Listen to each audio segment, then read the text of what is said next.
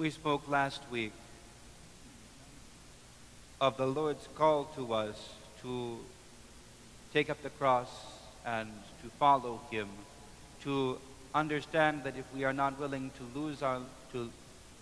that whoever tries to save his life in this world will lose it, but whoever can learn to lose his life in this world, his life will be saved unto everlasting life. In the gospel today, we see a living example of what this looks like. The Lord is walking along the beach. He begins to preach, but the crowds grow and they start to push him into the water. So he sees the boats standing off the shore, and he asks the fishermen who are cleaning their nets. It's the end of a long day of work for them. He asks them if he can use the boat as a pulpit. So we imagine the cove, the small inlet of water. The boats are there, the people gathered in a semicircle on the beach, just like at a theater, and the boat off so that the Lord can stand up and project his voice and speak to those who are there. So far, it makes sense. We could preach a sermon indeed that says, and the Lord wishes to use our lives, our unique callings, also as a pulpit, as a means of proclaiming the gospel to those who are gathered around us. And this is right. But it makes sense. There's nothing strange about this. And it's not strange either that at the end of the sermon, the Lord might turn to those who have assisted him in this way and say, see how your life can be transformed. Now follow me. I will make you fishers of men. If we just had that story, it would be neat and simple and easy to tie up in a bow. But something happens in between the sermon and the call. What does the Lord tell them to do? He says, I see you're cleaning your nets, but let's go out into the lake again. Cast the nets out. Let's continue fishing. And the fishermen think several things. A, we're tired. We just did this, and it didn't work. They think, you fish at night because that's when the fish are around, and we still caught nothing. You want us to go out in the daytime? What an act of futility. They think, again, we're tired. We just lent you the boat, and now you ask more? This is just rude. We already gave you a little bit, and now you ask us to give our sleep, the time when we are supposed to rest. But they do it, and they catch so many fish. And then,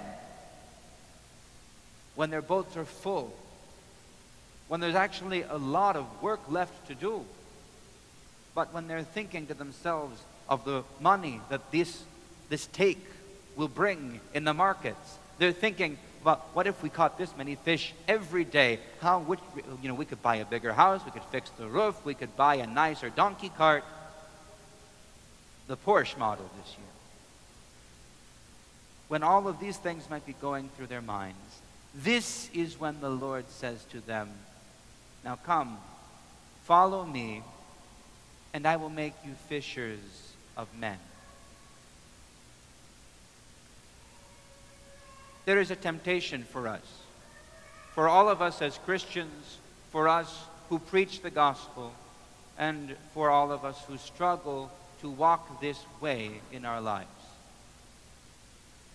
We like to think, because we hear from the beginning that the gospel of Jesus Christ is good news, that this means our lives will be easy. We would love to think that following Jesus means that he will send us out into places where we worked and labored and nothing bore fruit, and instead he will bring fruit to a ridiculous degree of excess. We like to think being a Christian means God will make us rich and our lives will be restful and peaceful and nice. we can make this mistake too. We know that Peter was just a poor fisherman who wasn't even very successful. He had a boat, thank God, but his nets needed to be fixed every morning and only had the one boat. His partners had the other one. But we know that after Jesus called him, eventually the see of Peter became wealthy and powerful. And if you visit the Vatican, you see all the wealth of centuries, and you think, it's not bad for a poor fisherman out in the middle of nowhere 2,000 years ago. Maybe this Jesus thing pays. It's a joke. And yet we like to think this way. What we have to remember is Peter never saw the halls of the Vatican. He never saw the Sistine Chapel. When he came to the Vatican, it was to be executed. That's why it's built there. Because he died and was buried in that place. So what we like to think, that following Christ means our lives will be good, doesn't work that way. We have to understand what Christ did to the apostles when he called them. He asked them to help him. He used their means of making a living. Then he gave them plenty. And then, when they were successful, he asked them to leave it. We can't say that there was any false advertising with the Lord. He showed them everything that they might achieve in their lives without him. He gave it to them. And then he asked them to leave. We have to remember this. People will say Christians are hypocrites. People will say Christianity makes false promises. Baloney. Not if we tell the truth. Life is going to be hard. There will be loss. There will be suffering. It will end in death. We cannot escape this. What Christ tells us instead is that he has power over death. And that if we follow him, if we let go of the now, the small, cheap, easy success that we might have, if we follow him when it's difficult, if we bless those who curse us and pray for those who use us badly, if we love in response to hatred, if we serve those who don't even notice, if we follow him and lay aside the pleasures of this life of today, now, he shows us that there is more to be gained on the other side. Not that this is an economic transaction. Not that we just say, well, let me see, something okay now or something really, really good at the end. That too is what people will say about Christians. What the Lord says to us is simply this: I made you. You will not be what you are called and created to be unless you follow me. So if you want to just fish for fish, fine. Here's a good day for you.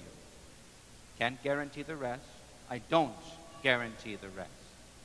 But this day is good.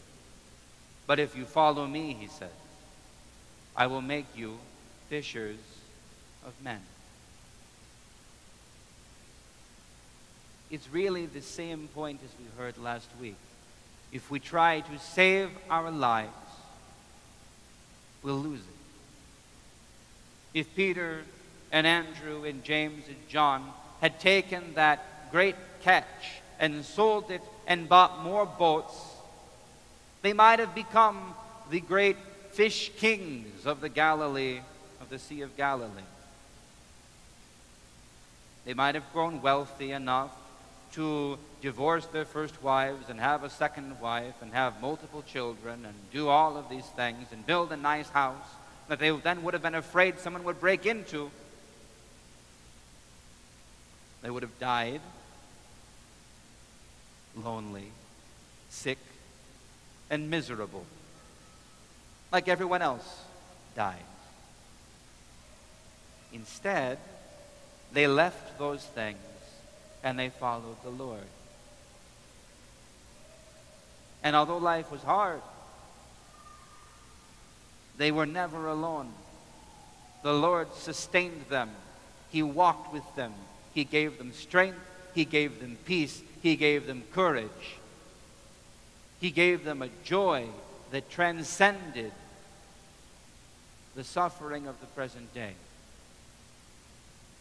He completed them because they offered their lives to Him. And we are called to do the same. It's not easy.